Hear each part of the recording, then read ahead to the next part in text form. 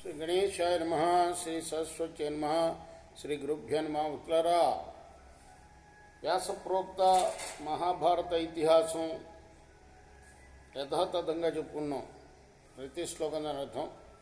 ఇందులో భాగంగా నిన్నటి వరకు మనం ఆది సభారణ్య విరాట ఉద్యోగ భీష్మ ద్రోణ కన్న శల్య సౌప్తిక స్త్రీ పర్వాలనే 11 పర్వాలు పూర్తి చేసాం.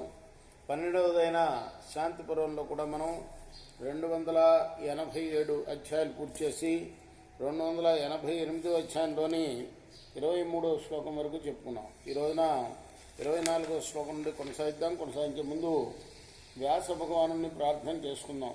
వ్యాసాయ విష్ణు రూపాయ వ్యాసరూపాయ విష్ణవే నమో వై బ్రహ్మనిధయే వాసిష్ఠాయ నమో నమః. నారాయణం నమస్కృత్య నరం చైవ నరోత్తమం దేవీం సరస్వతిం వ్యాసం తతో జయముదీరయే.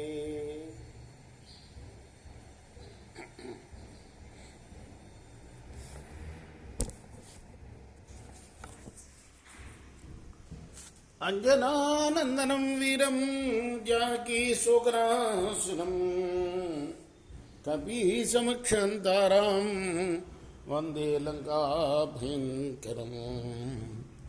సదా నింబవృక్షస్య మూలాధివాసాత్ సుధాస్రావిణం తిక్తమప్యప్రియంతం తరుం కల్పవృక్షాధికం సాధయంతం నమామీశ్వరం సద్గురుం సాయినాథం. నారాయణం నమస్కృత్య నరం చైవ నరోత్తమం దేవీం సరస్వతిం వ్యాసం తతో జయముదీరయేత్.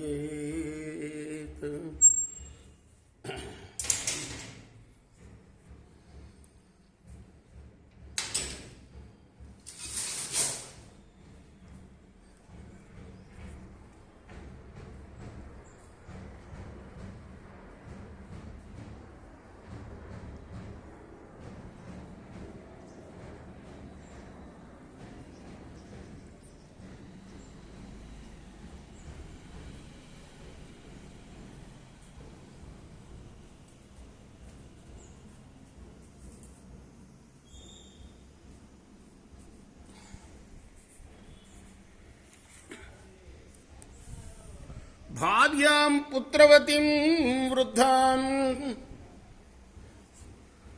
లాలితాం పుత్రవత్సలాం జ్ఞాత్వా ప్రజహి కాలేన పరార్థమనుదృశ్య చ.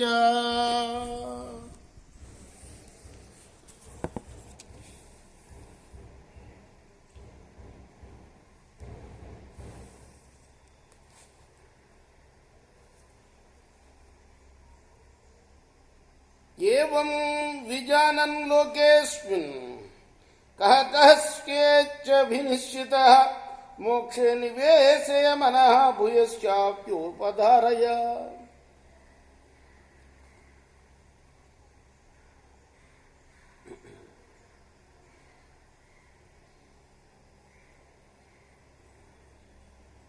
ఇప్పుడు కూడాను మోక్షాన్నే దృష్టిలో పెట్టుకోవాలి, కానీ అనుబంధాలని కాదు. భార్య పుత్రుడు వీళ్ళందరూ కూడాను పిల్లల్ని కంటుంది. భార్య తర్వాత తను పెద్దదవుతుంది, పిల్లలు లాలిస్తారు. కాబట్టి ఈ విషయం తెలుసుకొని, ఇది భారతం రాసిన సమయం కాబట్టి వనప్రస్థాశ్రమం ఉంది. అప్పుడు కలియుగంలో పెద్దగా ఎవరు పాటించట్లేదు. పుత్రులు చూసుకుంటారు కాబట్టి విడిచిపెట్టేయాలయ్యా ఆ బంధాన్ని. వానప్రస్థాశ్రమం స్వీకరించుకోవాలి, లేదా సన్యాసాశ్రమానికి కూడా నేరుగా వెళ్ళొచ్చు. మరి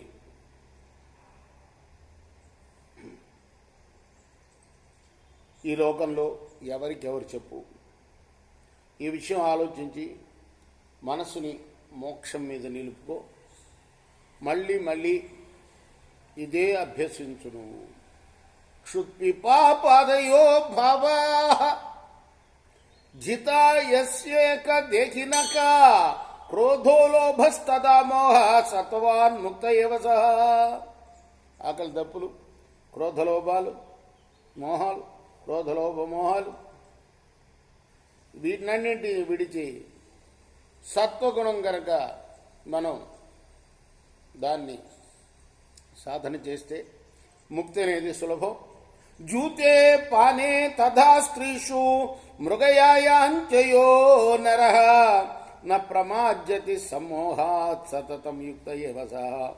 మోహపరసుడై జూదం, పానం, స్త్రీలు, వేట వీటి మీద ఆసక్తితోటి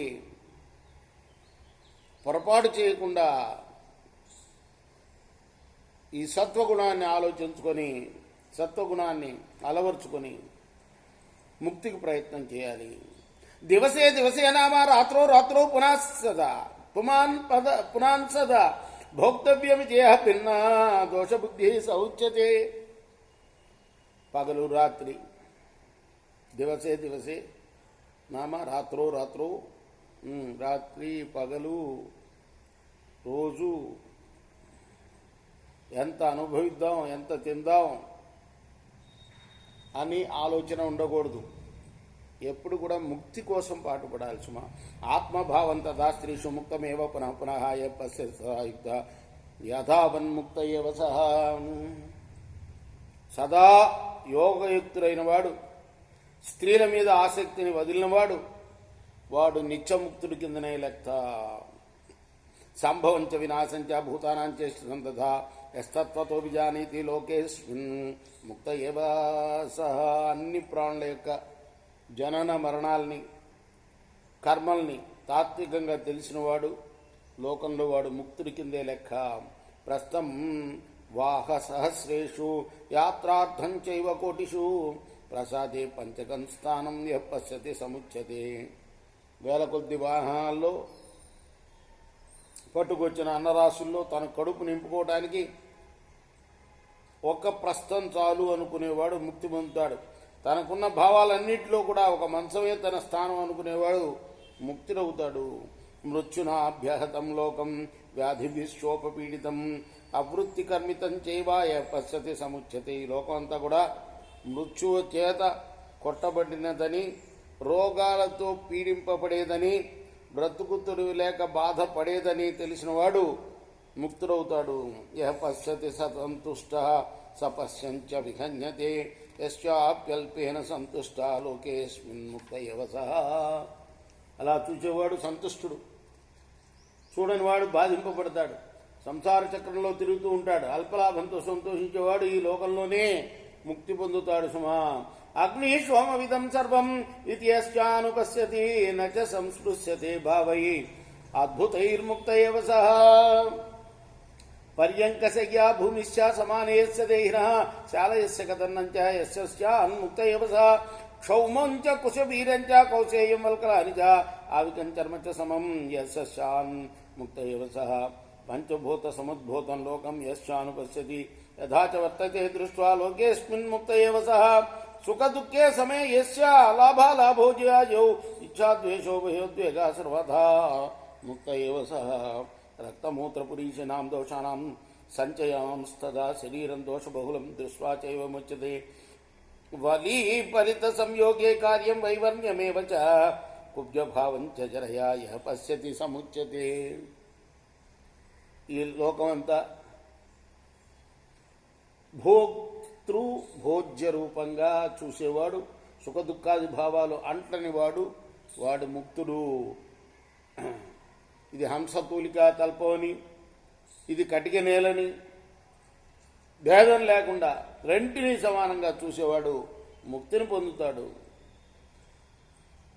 ఇది వరి అన్నం అని, ఇది రాగి అన్నం అని తేడా లేకుండా సమంగా చూసేవాడు ముక్తిని పొందుతాడు. ఇది పట్టు వస్త్రాన్ని, ఇది నారబట్ట అని, ఇది గొంగళి అని, ఇలా భేదం లేకుండా అన్నిటినీ సమానంగా చూసేవాడు ముక్తిని పొందుతాడు. ఈ లోకం అంతా కూడా పంచభూతాల నుండి పుట్టింది అని తెలుసుకొని సమదృష్టితో వర్తించేవాడే జీవన్ముక్తుడు సుమా. సుఖదుఖాలు, లాభాలాభాలు, జయాజయాలు, రాగద్వేషాలు, భయోద్వేగాలు వీటన్నిటినీ కూడా సమానంగా స్వీకరించేవాడు వాడు నిత్యముక్తుడి కింద లెక్క. ఈ శరీరం దోష బహుళమని, రక్తం మూత్రం మలం వీటి సముదాయమని తెలిసిన వాడు నిత్యముక్తుడు. వాడు ముసలితనంలో శరీరం ముడతలు పడుతుంది, వెంట్రుకలు నెరుస్తాయి, చిక్కిపోతాడు, పారిపోతాడు, నడుము వంగిపోయి పొట్టిగా అయిపోతాడు. ఈ దోషాలని బాగా గమనించిన వాడు నిత్యముక్తుడేను.